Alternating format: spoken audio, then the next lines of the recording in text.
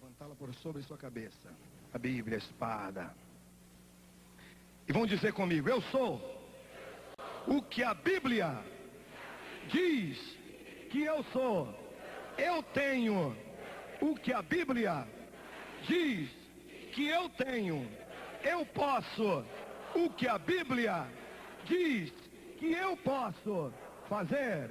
Que esta palavra esteja sempre muito perto de mim, na minha boca e no meu coração, para eu praticá-la. O Senhor é a minha fortaleza e a minha força, e Ele perfeitamente desembaraça o meu caminho. O Senhor é a força da minha vida. O Senhor é o meu pastor, nada me faltará. Posso todas as coisas naquele que me fortalece. Se Deus é por mim, quem será contra mim? Aleluia. Vamos abrir as nossas Bíblias no livro de Deuteronômio, capítulo 6, verso 21, e em Colossenses 1, 13 e 14.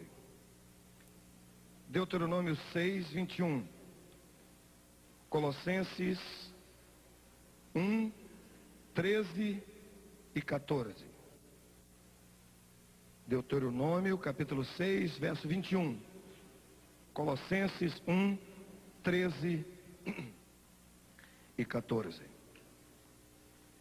Eu era escravo de Faraó no Egito, mas o Senhor com mão forte me tirou de lá e me transportou para o reino do Filho do seu amor, aonde recebi o perdão dos meus pecados, a saber, a remissão pelo seu sangue. Senhor da glória, esta é a tua hora. Nós te oramos agradecidos no nome de Jesus. E todo o povo de Deus disse amém. Amém. Podem assentar.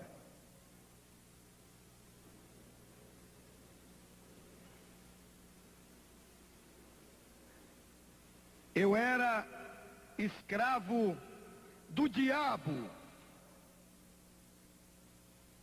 Eu nasci na cidade de Salvador, da Bahia, de uma família muito rica na minha terra, muito prestigiada e muito conhecida.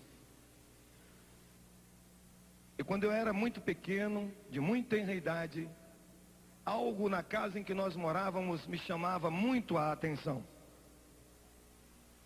Havia um salão muito amplo, muito grande, e dentro daquele salão existiam vários armários que iam do chão até o teto, e eles eram de Jacarandá da Bahia. E na frente tinha um vitrô de cristal da Boêmia. E ali dentro um sem número de livros, de obras raras, que foram trazidas da Europa pelos meus avós. E aquilo me atraía muito. Desde pequeno eu sempre chegava ali, começava a olhar aquilo, abria aquele armário com esforço muito grande e ia compulsando aquelas literaturas. E porque existia aquela grande biblioteca ali, e aqueles livros estavam ali, e aquilo me chamava a atenção, e eu ia lendo livro após livro, foi criando em mim um hábito de pesquisa, um hábito de ler. E cada vez que eu ia crescendo, eu ia alimentando no meu coração um desejo muito grande de ser um cientista. Eu queria ser respeitado na minha terra e no meu país, não pelo nome de família ou pelos bens materiais que a família dispunha, mas sobretudo pelo intelecto. Eu queria ser um homem muito preparado. Eu queria estudar nas melhores universidades do mundo, queria falar todas as línguas que pudessem, queria conhecer os 4 cantos do mundo. Este é o meu anelo, era o meu anseio, era o meu ideal. E eu fui crescendo dia após dia, os dias iam passando, e um certo dia, quando dei conta, eu já estava entrando no colégio militar. E depois de ter terminado o meu curso no colégio militar, eu fui para uma academia militar. E ali naquela academia militar, após 4 anos, eu fui declarado aspirante oficial nos idos de 1967. E naquele mesmo ano eu fui declarado aspirante em outubro, no mês de dezembro, por insistência de uma garota com quem eu namorava, que estava terminando o curso de medicina, eu ingressei na faculdade de Direito da Universidade Federal. E aí comecei a estudar. E fui crescendo, fui progredindo como soldado, eu era muito vaidoso, eu gostava de ser militar. Geralmente os militares, eles usam uma farda onde os botões são dourados, os meus eram de ouro. Eu tinha um cinto que precisava ser burnido todo dia, quando todos os militares, mas o meu era de ouro, não precisava. E eu calçava um sapato de oleado para não precisar polir. Eu era muito orgulhoso e muito vaidoso por ser oficial. Era um grande sonho da minha vida.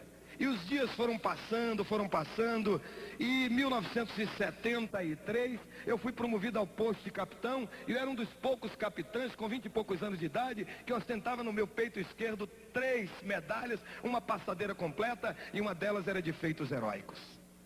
Mas nesse mesmo ano de 1973, eu já estava me graduando no curso de Direito. E nós fizemos uma amizade muito grande naquela escola, desde o primeiro ano, nos idos de 67. Íamos reunindo, amealhando amigos de todas as unidades da nossa universidade. E fizemos um grupo composto de pessoas que estudavam medicina, estudavam farmácia, enfermagem, engenharia, nutrição, economia, administração. E aquele grupo se reunia quase que cotidianamente no restaurante universitário, e nós não permitíamos que outras pessoas entrassem naquele grupo, era um grupo fechado.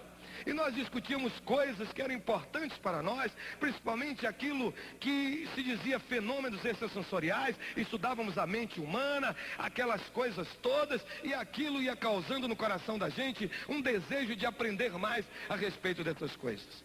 E um dia, quando nós menos esperávamos, terminou o nosso curso universitário. E nós estávamos prestes a nos confrontar com a vida profissional. Então fizemos uma aliança. A partir de hoje, nós vamos continuar nos reunindo em cada uma das nossas casas, semanalmente, e não vamos permitir que ninguém faça parte do nosso grupo que não seja doutor, que não tenha um anel no dedo ou um diploma de nível universitário. Começamos com aquele pacto naquele 1973 e seguimos para a vida profissional. E quando nós recebemos o canudo, muitos dos nossos anelos, dos nossos desejos, dos nossos sonhos se desfizeram. Agora nós tínhamos um desejo muito grande, que era o desejo de ganhar dinheiro, e ganhar muito dinheiro como advogado. E montamos um escritório com 6 advogados trabalhando conosco, e começamos a trabalhar no fórum da nossa cidade, advogando para multinacionais. E eu costumava dizer que o fórum da minha terra era o maior magazine do norte e nordeste do Brasil, onde se comprava e se vendia todas as coisas. E ali estava eu, advogado, jovem, montado no Mercedes-Benz, dirigido por um motorista vestido a rigor, com roupa e com cap. Tinha um menino para carregar minha pasta, e eu, muito vaidoso e muito orgulhoso, entrava ali vestido de ternos ingleses ou italianos, gravata Hermès, camisa Lacoste, meia Doré, ia todo janota, todos os dias, para aquele fórum em busca de grandes somas de dinheiro. E nós estávamos trabalhando, e nós estávamos prosperando, as coisas estavam funcionando, o tráfico de influência era grande, e nós estávamos realmente satisfeitos. Mas eis que um certo dia, eu, que era uma pessoa eminentemente vaidosa, e que não gostava de apertar a mão de ninguém, se alguém tinha que apertar a minha mão para fechar o negócio, eu queria chegar correndo no escritório em casa para lavar a mão, a depender do tipo de pessoa, passar um pouco de éter ou de álcool, né? Às vezes até detergente, alguma coisa, porque eu tinha nojo das pessoas, eu olhava as pessoas como números, como meros volumes, que não tinha outro interesse a não ser faturar, ganhar dinheiro e traficar com aquelas influências. Mas um certo dia, eu ia saindo do fórum da minha terra, o Fórum Rui Barbosa. E ali no portão principal, em frente ao fórum, na sua entrada principal, estava o nosso carro parado com o nosso motorista, e quando eu descia com aquele menino que carregava a minha pasta, eu vi um ex-companheiro de caserna, um ex-companheiro de quartel, e eu vi que ele me viu. E quando eu vi que ele me viu, eu quis dar uma de João sem braço. Eu quis abaixar-me e sair correndo para dentro do carro, e ele disse: não adianta correr, já te vi. E eu fui correndo e já te vi, não? E veio na minha direção e ele disse: que papelão, um sujeito berrando aqui no meio da praça, do fórum, o que é que há? E ele disse: eu gostaria que você fosse na minha casa hoje à noite. E eu era exímio mentiroso. E eu disse: eu não posso ir porque eu estou com compromisso hoje. Ele fez: mentira. E era mesmo. Eu quero que você vá na minha casa. O que é que eu vou fazer na sua casa? Não, você tem que ir. E ele apertou de todos os lados e eu dei a palavra que ia e fui.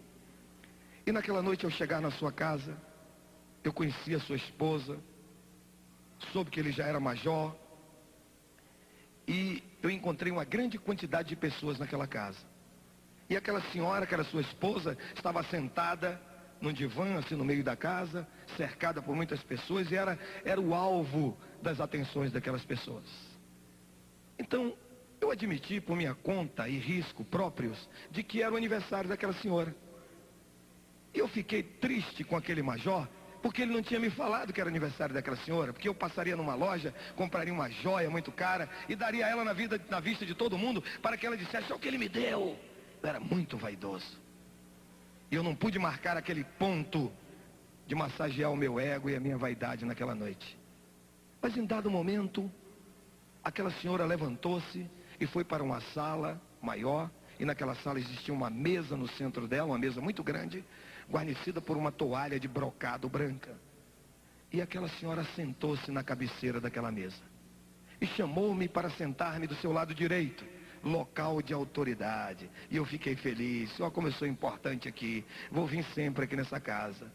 E depois ela foi posicionando as pessoas ao redor daquela mesa, e de repente ela deu um sinal para o esposo, e ele assentou-se em diagonal a mim. Eu estava aqui à direita, ele estava aqui, ó, lá do outro lado, na ponta da mesa. Eu comecei a sorrir, e ele também sorria. Eu creio que ele sorria porque pensava que eu estava gostando, mas não é. É que no meu coração eu estava dizendo: oh, que saudade do quartel. Se eu ainda estivesse no quartel, eu ia chegar amanhã no pátio, ia espalhar aqui em casa que mulher manda, até o galo canta fino. E ela fez um sinal para ele, ele levantou-se, foi lá e apagou a luz. E quando ele apagou a luz, eu entrei em parafuso. Eu disse: meu Deus, onde eu fui me meter? O que é isso? O que esse cara vai fazer? E quando aquela luz foi apagada, acendeu-se no centro da mesa uma lamparina, uma luz assim muito mortiça, e ela transfigurou-se. Aquela mulher mudou. Aquela mulher tão amorável, tão amorosa, tão gentil, assumiu um aspecto diferente, e a sua voz ficou como cavernosa, e ela começou a falar de uma maneira diferente. Aquilo me tinha medo, e ela ia dizendo coisas ao meu respeito, que eu era aquilo, que eu era isso, que eu era aquilo, e eu nunca tinha visto aquilo, e fiquei impressionado, e fui acompanhando, apesar de haver gostado do que ela disse para comigo, porque estava massageando a minha vaidade, e em dado momento eu não entendia mais nada, e a coisa terminou. E quando terminou, eu me dirigi para aquela mulher.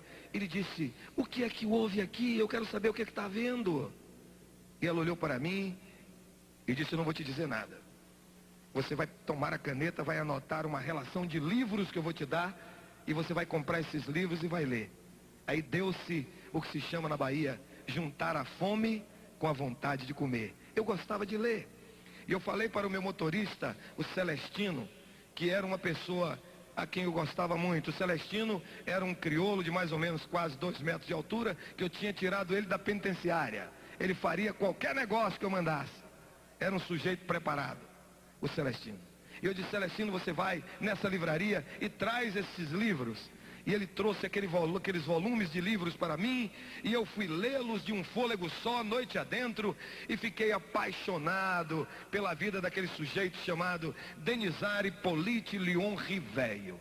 O Denizar Hippolyte Léon Riveio era médico, era linguista, era formado em pedagogia, era um homem muito inteligente e muito preparado, e eu fiquei completamente apaixonado pelas suas obras. Talvez você nunca tenha ouvido falar em Denizar Hippolyte Léon Riveio, porque ele é conhecido pelo seu apelido, Allan Kardec. Eu apaixonei-me tanto pelas obras de Kardec, que eu saí da Bahia e fui para Paris, atrás de aprender mais sobre ele. E ali num sebo, numa livraria de livros usados, eu encontrei um livro escrito por ele quando voltara de Yverdun, onde havia estudado pedagogia aos pés de um dos maiores mestres dessa ciência, Pestalozzi, Les Contradictions. E eu peguei aquele livro e saí lendo, e de lá fui para a Suíça, atrás de conhecer mais a respeito daquele homem. E quando eu retornei, quando eu continuei frequentando aquelas reuniões, em pouco tempo eu havia me tornado médium espírita de todos os dons de mediunidade. Eu era médium de audiência, o via no mundo do espírito, médium de vidência, via no mundo do espírito, médium de incorporação, recebia entidades, médium de transporte, meu espírito saía do meu corpo e andava vagueando pelo mundo, trazendo respostas para os consulentes, e era médium de psicografia, a chamada escrita mediúnica. E comecei a levar aquilo a sério. Eu achava que aquela era a nova e a grande revelação. E comecei a estudar cada livro, e comecei a fazer conferências, e comecei a andar por aí e a mostrar que realmente aquilo era o suprassumo da verdade. E uma certa vez eu encontrei-me com um homem muito conhecido neste Brasil, militante nessa área do espiritualismo, todo o Brasil o conhece. E ele, conversando comigo, disse: Átila, você é um rapaz muito inteligente, e por isso você está assim, mas eu quero te fazer um desafio. Um grande desafio. E eu gostava de desafio. Eu gostava de ser desafiado. Eu gosto de ser desafiado. Ele me disse: eu quero que você vá para a limpeza pública do espaço. Eu disse: o que é a limpeza pública do espaço? Ele disse: é Umbanda. Eu disse: vou. E com pouco tempo, além de médium espírita de todos os dons de mediunidade, tornei-me o grande terreiro de Umbanda. Ah, mas como eu gostei de ser o grande terreiro de Umbanda. Que coisa boa para mim era o grande terreiro de Umbanda, embora cada dia que passava eu me tornava um sujeito mais miserável, mais implacável, mais desgraçado, mais irascível, mais iracundo, odiando a tudo e a todos e a mim mesmo. Mas como a Umbanda para mim era boa, porque me dava as respostas imediatas. Muitas vezes nós estávamos pugnando numa causa que envolvia um honorário de 2, 3 milhões de dólares, e nós queríamos receber aquilo, estavam ávidos de receber, e procurávamos corromper o advogado ex-adverso, e ele não topava a parada, e dizia que não tinha acordo, que não tinha jeito, e nós dizíamos: quinta-feira nós vamos resolver esse problema, e ele dizia: não tem dia na semana para resolver, e nós dizíamos: vamos resolver. E eu havia feito um pacto, uma aliança com alguém muito poderoso para mim, e ele era o chefe de tudo, e o nome dele é Satanás. E eu fiz uma aliança de sangue com ele. E quando chegava na quinta-feira eu dizia: Satanás, eu quero que você me faça um favor, e o que você pedir eu vou te dar. Ele dizia: o que é que você quer? Na meia-noite, naquela gira, naquele gongá, naquele canzoá, naquele terreiro, eu dizia: eu quero que você bata o carro de doutor fulano, vire o carro dele, coloque um infarte no coração de fulano de tal, faça com que o juiz doutor fulano, que não quer dar a sentença, a mulher traia ele, bote outro homem na cara dele e brigue dentro de casa com ele, faça um escândalo e eu dou o que você quiser. E com 24, 48 horas no máximo, a coisa era realizada. E o que é que eu tinha que fazer? Eram coisas simples. Apenas oferendas. Colocar oferenda nas praias, nas cachoeiras, nos rios, nas encruzilhadas machos e fêmeas, nas praças, nos jardins. Mas isso a mídia mostra em nosso país. As pessoas fazem isso. Eles estão comprometidos com as trevas. Quando você deseja matar alguém, a coisa tem que ser um pouco mais difícil. Você tem que ir ao cemitério, corromper o coveiro, abrir uma sepultura e comer a carne do defunto, para que Satanás te responda.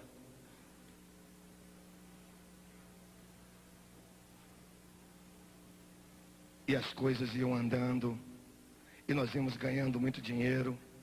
Mas cada dia que passava, eu ia entrando numa depressão muito grande.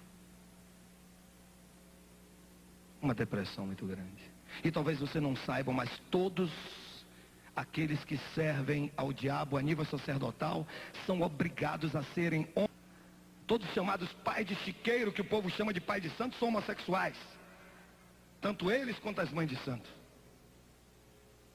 Porque o diabo coloca na cabeça deles que existem entidades que são femininas e que não está bem no corpo deles. Ou eles queiram ou não, são estuprados como estão na camarinha, naquele período que estão fazendo a cabeça para depois bolar e se tornarem pais de chiqueiro, que o povo impropriamente chama pai de santo ou mãe de santo. Pais de chiqueiro e mães de chiqueiro. Graças a Deus que eu não servi ao diabo a nível sacerdotal. Nem nunca quis. Mas este país anda mergulhado nesta lama, nesta podridão. E muita gente acha que é muito bonito.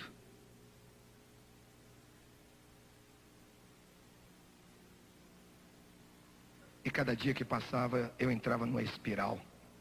Não tinha paz, não tinha alegria. Nada me satisfazia. Era um homem casado com uma médica. E nós tínhamos trocado algumas gentilezas em casa. E eu lhe disse, se você quiser ficar dentro desta casa, quando nós cruzarmos pelo corredor, não toque em mim. Porque eu tenho nojo, eu tenho asco de você. E nós vivíamos juntos apenas para manter as aparências, porque eu precisava muito dela, porque eu era um sujeito prostituto, cheio de amantes, muitas das quais eu tinha dado carro, apartamento e dinheiro. E eu precisava daquela mulher, minha esposa, junto de mim, para nas festas conseguir a graça de mulheres de outras pessoas.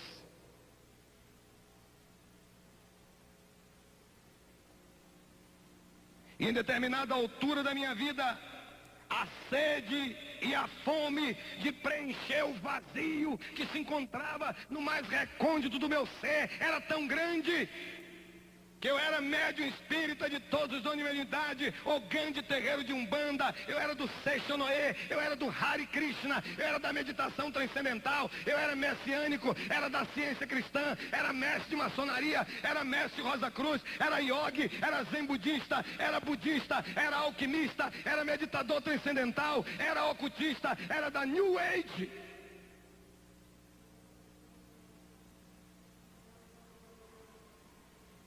E cada dia que passava as coisas iam ficando pior.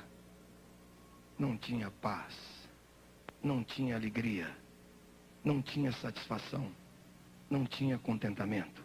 Era um rebutalho, era um trapo, era um homem perigoso, porque era um homem insólito e sozinho.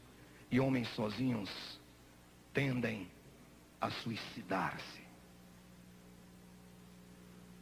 Um certo dia, porém, eu estava naquele canzoar, naquele gongar, naquela gira, esperando da meia-noite, a hora que aquele meu amigo chegava para falar comigo e atender os meus pedidos. E em dado momento eu vi uma voz que dizia, aí não é o meu lugar. E aquele terreiro que nós tínhamos construindo, desviando dinheiros e recursos de grandes empresas, e só entrava doutor. Ali tinha um ogã do meu lado que era diretor financeiro de uma das maiores construtoras desse país. E olhei para ele e disse assim, eu ouvi uma voz. Será que nós ouvimos vozes? É claro, se você vê um sujeito analfabruto, que não sabe nem ler nem escrever, não tem nenhum nível de escolaridade, e ele consegue saber e falar até nagô e dizer todas aquelas coisas e descrever cada uma daquelas entidades. Nós éramos doutores, eu sabia todos os pontos riscados, conhecia as expressões vocais de cada uma daquelas entidades, sabia quem era pela batida, pela voz, pela maneira de se apresentar. Eu sabia tudo aquilo, mas nunca tinha ouvido uma voz daquela maneira. Era uma voz diferente. Eu estava acostumado a uma voz de ódio, de imposição. Ou você faz, ou eu te mato. Ou você faz, eu te arrebento. Ou você faz, ou vai ter que acontecer. Você não pode ir ao aniversário. Você não pode ir a tal casamento. Você não pode comer isso. Você não pode vestir tal roupa. Você não pode sair tal dia. Eu era um escravo do diabo. E aquela voz é uma voz diferente. Era uma voz doce, uma voz melíflua, uma voz que dizia, aí não é o meu lugar. Eu fiquei esperando aquilo. Meia hora depois eu ouvi a mesma voz, o mesmo som, a mesma tonalidade, o mesmo timbre, e me dizia, eu sou o Senhor. Aí não é o meu lugar. E naquele dia, eu disse, nunca mais eu vou voltar nesse terreiro. Conferenciei com meu amigo que estava ali do meu lado. Falei, você está louco? Eu digo, tô. Nunca mais eu volto aqui. E saí correndo dali em busca do nosso carro. E quando eu cheguei naquele carro que abri aquela porta, que posicionei-me no volante, eu tive a sensação de que alguém entrara e que se assentara no banco de carona, e eu fiquei intrigado, porque eu era médium, também vidente, eu via todas as coisas no mundo do espírito, e eu não estava podendo ver quem estava do meu lado, e eu saí em desabalada carreira, e apoderou-se de mim naquela noite um desejo irresistível de morrer. Eu queria me arrebentar, eu queria explodir, eu queria quebrar-me ao meio, e saía naquela madrugada em alta velocidade, cerca de 70 quilômetros, para chegar na minha casa, e eu ia em velocidade, e quando chegava na curva, entrava na contramão, e só pensava, vai aparecer uma grande carreta, e eu vou explodir em cima dela, ou um ônibus, ou qualquer coisa, e não aparecia, e quando chegava no despenhadeiro, eu jogava para cima, algo me livrava, aquela sensação terrível de alguém, aquele calor, aquela coisa crespa do meu lado, e eu ia correndo, e quando dei por mim, estava chegando na minha casa. E nós entramos ali. Eu parei o carro e olhei para aquele edifício que era muito vaidoso, eu gostava de fazer a cadastro de ali. A mulher me perguntava seu endereço. Rua Florianópolis, edifício Porto Príncipe, 4º andar. E ela dizia, o número do apartamento de animal é o andar todo. A vaidade. Às vezes conhecia pessoas assim que eu nunca tinha visto dentro do fórum, colegas que vinham de Porto Seguro para Salvador defender alguns recursos. Eu dizia, como é que você vai? Eu dizia, eu não sei, não sei nem como é que eu vou, eu estou aqui preocupado. Você vai no meu avião, vai dizer que tinha avião. Às vezes convidava as pessoas para ir conhecer ele em Itaparica. Você vai na minha lancha, para dizer que tinha lancha. Vai na minha fazenda, vai chupar um cacau lá no sul da Bahia, para dizer que tinha fazenda. Era uma vaidade terrível, doentia, mórbida. Eu aproximar-me naquela noite do nosso apartamento. Eu saltei, fui para o elevador do prédio. Aquela sensação de que algo estava do meu lado, me seguindo. E eu pulei dentro do apartamento para ver se aquilo se desviava, mas também entrou comigo. Pulei dentro do elevador e foi subindo comigo. E quando eu cheguei em casa, empurrei a chave, bati a porta, mas entrou comigo e eu não podia ver. Eu fui para o meu quarto. Era obrigado a fazer uma prece. Eu não sabia por quê, mas era uma prece mecânica, eu tinha que fazer. Eu sentei-me ali, vesti o meu pijama, estava à beira da cama e comecei a fazer aquela prece. E quando eu olhei para a porta do meu quarto, eu vi quem estava me seguindo naquela noite. Era o meu amigo, Satanás, o príncipe das trevas. E ele me disse, se você sair de qualquer dessas minhas obras, dos meus trabalhos, eu vou te matar. Eu vou destruir a sua mulher e sua filha. Eu tinha uma filha, Andréa, minha filha mais velha. Eu disse, Satã, vamos fazer um acordo. Ele disse, o que é que você quer? Eu disse, eu quero que você mate agora mesmo minha mulher e minha filha. E me deixe viver.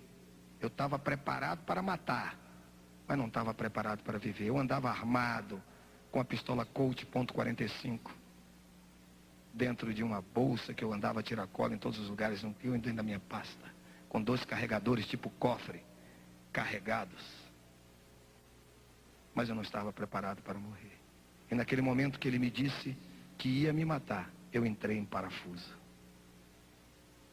Parafuso é uma linguagem de aviação, que quando você vai voando em equipamento, e ele perde a velocidade de sustentação. Ele estola, ele pende para o lugar mais pesado e começa a rodar e você se esborracha no chão. E dito e certo, eu entrei em parafuso e caí esparramado no chão. Eu estava com medo, eu estava perplexo, eu estava atônito, eu não estava preparado para morrer. Então eu fiz o que qualquer homem valente e corajoso faz nesses momentos. Botei a boca no mundo, comecei a gritar. E eu gritava, e gritava, e gritava, e gritava, e gritava.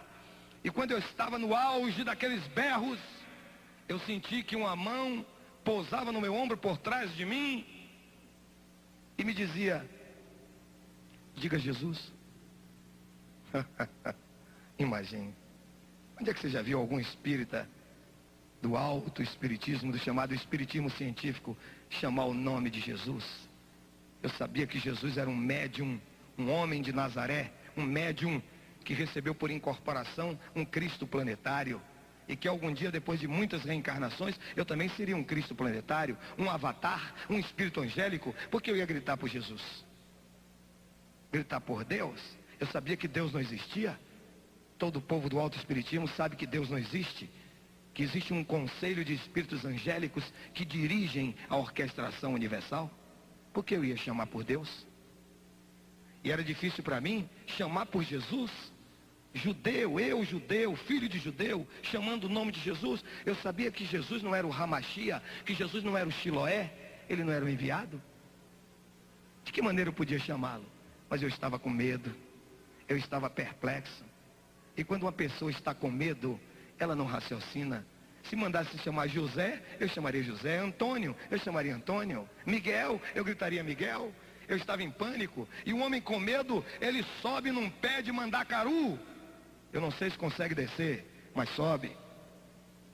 Eu me lembro quando era menino na fazenda, eu com medo de uma vaca que tinha acabado de dar luz a um bezerrinho. E ela gostou de minha cara e queria me fazer carícias e correu atrás de mim. E eu saí numa velocidade tremenda e pulei uma cerca de 7 fios de arame farpado, não sei como. Um homem com medo e em pânico faz coisas terríveis. E eu estava com medo. E quando eu vi aquela voz dizer, diga Jesus, eu disse, Jesus! E quando disse Jesus, Satanás, Lúcifer, Reilel Ben Shaar, que estava na minha porta do meu quarto, foi para a cozinha. E aí começou a quebrar as coisas na cozinha. Virava fogão, abriu geladeira, derrubou tudo, quebrou louça. Isso é um fenômeno que muitas pessoas já devem ter visto falar, ou já ouviram falar, ou já até viram, já participaram de coisas nesse sentido. Começou a quebrar coisa. Naquele momento que ele quebrava as coisas lá na minha cozinha, eu comecei a raciocinar de novo. E eu disse, veja só, eu chamei um nome, Jesus, e esse desgraçado foi lá para a cozinha e está quebrando tudo. Se eu continuar chamando Jesus, ele vai arrebentar tudo na casa do vizinho. Vai quebrar, tu vai tocar fogo lá. E eu disse, Jesus! E aquela vozinha atrás de mim dizia, diga, tenha misericórdia de mim. Eu digo, tenha misericórdia de mim! E em dado momento, eu experimentei algo que eu nunca tinha sentido na minha vida. Um silêncio fez-se em toda aquela madrugada. E eu experimentei uma paz tão profunda e tão tremenda no meu coração. E uma alegria, o colorido da vida, o sabor de viver. Eu fiquei tão curioso com aquele oráculo que estava atrás de mim, me dizendo o que devia fazer, que eu olhei para trás para descobrir quem era e descobri algo que eu não sabia. Ali estava a mulher mais bonita do universo, a minha esposa.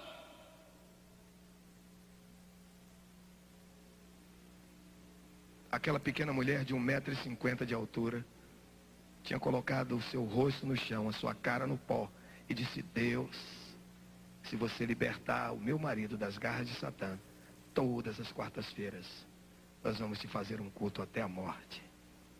E a Bíblia diz, esse Deus é o meu Deus para todo sempre, e ele será o meu guia além da morte. Eu não quero perguntar nessa noite qual é o seu Deus, nem em que você crê, nem em que você confia.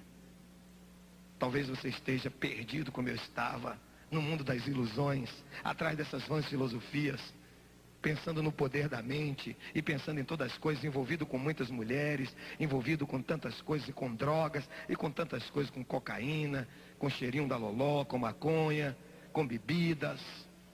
Mas isso não convence, isso não leva a lugar nenhum. Mas eu quero dizer uma coisa a você, que eu descobri algo que é tremendo. Eu descobri algo que é tremendo. Eu descobri naquela madrugada Jesus, o leão da tribo de Judá, o lírio dos vales, a rosa de Saron, o germe de justiça, a estrela resplendente da manhã, a semente da mulher, o puro em suas asas, o puro entre os milhares, o doce cantor de Israel, a pérola de grande preço, o maravilhoso, o conselheiro, o Deus forte, o Pai da eternidade, o príncipe da paz, o alfa, o ômega, o princípio, o fim, aquele que é, aquele que era e aquele que voltará. Ele é o pescador da Galileia, ele é o Galileu, ele é o Nazareno, ele é Yeshua, Hamashia, Menat Zeret, Jesus Cristo de Nazaré. A ele honra, glória, louvor, exaltação, adoração por toda a eternidade toda, porque Jesus é Deus, Jesus é Deus, Jesus é Deus, Jesus é Deus. Aleluia.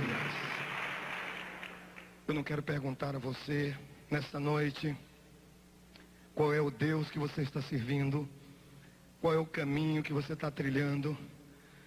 Não quero perguntar isso a você, mas eu quero dizer a você que o Deus a quem eu sirvo, o Deus para quem eu vivo, o Deus por quem eu sou completamente apaixonado, o Deus com quem eu sonho, o Deus a quem louvo, o Deus a quem adoro, o Deus em quem respiro, o Deus em quem me movo, esse Deus é El Shaddai, o Deus Todo-Poderoso, ele é El Elyon, o insuperável, o Deus Altíssimo, El Olam, o Deus Eterno, El Gibor, o Deus forte, Medaber-El, o Deus que fala, Shimael, o Deus que escuta, El Roi, o Deus que tudo vê, Emanuel, o Deus conosco, é o Deus cheio de misericórdias.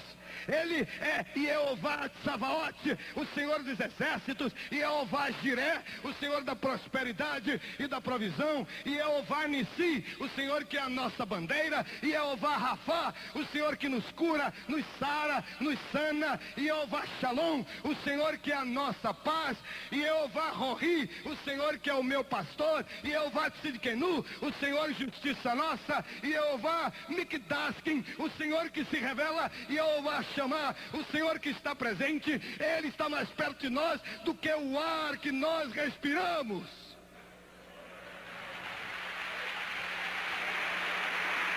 Aleluia.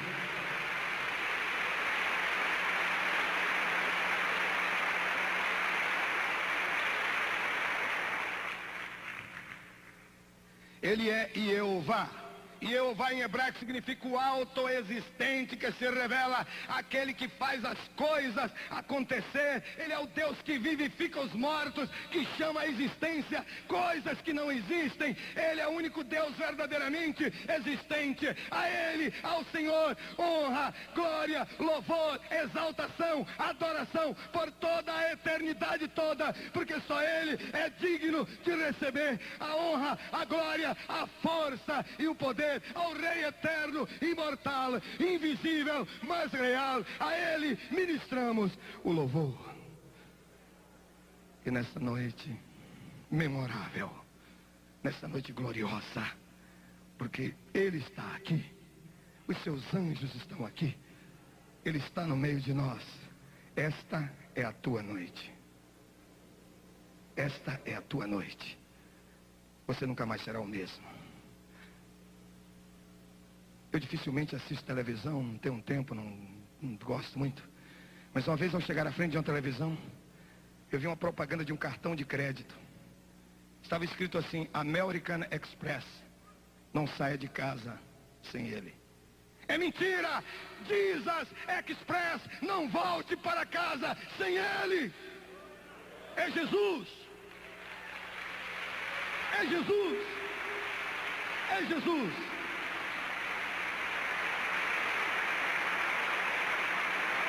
E nessa noite, é a tua noite. É a tua noite. É a tua noite. E agora eu posso dizer como Paulo, nem a morte, nem a vida, nem a profundidade, nem a altura, nem coisa alguma deste mundo me pode afastar do amor de Deus que está em Cristo Jesus. O homem que anda com Satanás é um homem solitário, porque o reino de Satanás se move pelo ódio. Mas aquele que ama com Jesus, anda com Jesus, está acompanhado para sempre. Eis que eu estou convosco todos os dias, até a consumação dos séculos.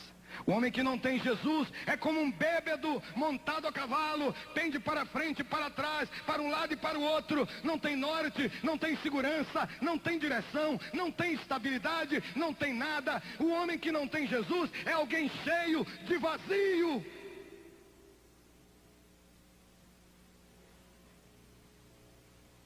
Mas nessa noite, Jesus, que é uma pessoa educada, não entram na vida dos outros sem serem convidadas. Você pode ter uma ideia que tem Jesus, mas se você nunca o convidou a entrar na sua vida, ele nunca entrou. Apocalipse 3:20, eis que estou à porta do seu coração e bato. Se você ouvir a minha voz e abrir a sua porta, eu entrarei e cearei com você, e você comigo. Ele quer ser seu amigo, ele quer que você o convide a entrar na sua vida, a participar da sua existência, a ser o dirigente da sua história. Me lembro que quando Fidel Castro ganhou a guerra de Sierra Maestra, ele determinou que todos os pregadores do evangelho e todos os pastores que não negassem a Jesus deveriam morrer. E ali tinha um evangelista, que eu acho que é até parente aqui do nosso pastor Estevam, Hermano Hernández. E Hernández tinha duas filhinhas, uma de 4 anos e outra de 5, e a sua esposa. E Hernández disse que não negaria Jesus. E eles prenderam o irmão Hernández e levaram para a cadeia sob a ameaça de que iria para ele paredão se não negasse Jesus. E ele ficou a noite toda acordado ali naquela enxovia. E cedo pela manhã, empurraram a baioneta nas suas costas e o impulsionaram a chegar naquelas grades da janela. E quando ele olhou para baixo, estava ali em pé, de olhos vendados e com as mãos amarradas para trás, a sua esposa e as suas 2 filhinhas. E aquele oficial que estava no comando disse assim: Hernández, usted nega a este impostor Jesucristo o la muerte suya, de sua mulher e suas hijitas. E Hernández olhou para sua companheira, olhou para aquela criancinha de 4 anos, e eles empurraram a criancinha para a frente daquele pelotão de fuzilamento, olhos vendados, as mãozinhas amarradas nas costas. E Hernández olhou para baixo e começou a chorar e chorar. E ele foi cantando: estou seguindo a Jesucristo, deste caminho eu não desisto, estou seguindo a Jesucristo, atrás não vuelvo. Não vuelvo mais. E eles metralharam a criança de 4, empurraram a de 5. Nega a Jesucristo ou la muerte.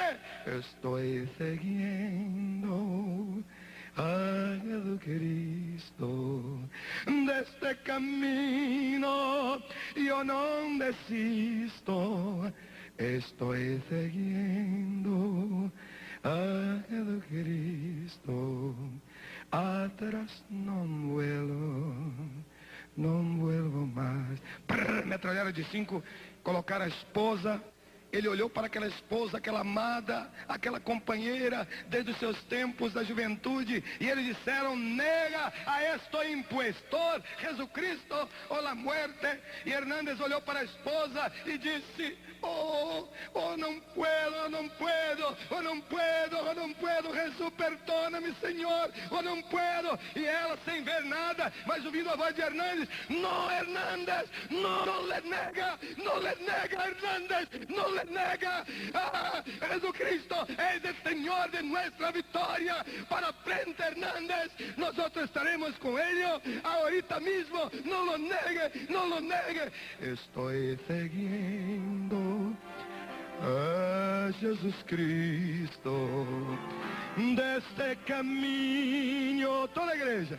Eu não desisto, estou seguindo a Jesus Cristo, atrás não volto mais. Toda a igreja, pianista. Estou seguindo. Se há alguém nessa noite que queira segui-lo, que queira convidá-lo a entrar na sua vida, a ser o seu Senhor, o seu Salvador, o seu líder, o seu comandante, dê um sinal. Eu quero. Jesus te abençoe, Jesus te abençoe, Jesus te abençoe, Jesus te abençoe, Jesus te abençoe, Jesus te abençoe, Jesus te abençoe, Jesus te abençoe, Jesus te abençoe, Jesus te abençoe, Jesus te abençoe. Mais alguém? Levante a mão, dê um sinal, convidando Jesus a entrar na sua vida. Jesus te abençoe. Quem mais nessa noite? Jesus te abençoe. Quem mais? Jesus te abençoe, Jesus te abençoe, Jesus te abençoe, Jesus te abençoe, Jesus te abençoe. Quem mais nessa noite? Dê um sinal levantando a sua mão direita. Jesus te abençoe, Jesus te abençoe, Jesus te abençoe. Quem mais? Quem mais deseja Jesus Cristo para ser o Senhor da sua vida e o seu Salvador? Levante a mão, faça assim. Eu quero orar por você. Jesus te abençoe. Há mais alguém? Jesus te abençoe, Jesus te abençoe. Aleluia. Não volto mais. Então vamos cantar mais uma vez. Estou seguindo a Jesus Cristo. E você que já levantou a sua mão, ele diz: todo aquele que me recebe, este virá a mim. Agora você saia do seu lugar e dar você. Eu quero orar por você, mesmo que você não tenha levantado a sua mão, mas sente o desejo de sair no seu lugar e vir aqui à frente. Eu quero te abraçar nessa noite. Aleluia.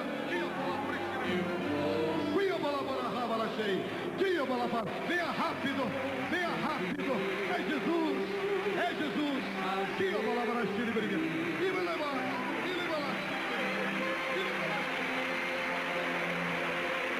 Aleluia, Ele.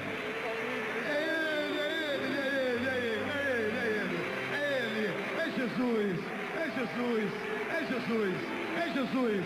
Mesmo que você não tenha levantado a mão, mas sente o desejo de vir para Jesus, venha rápido.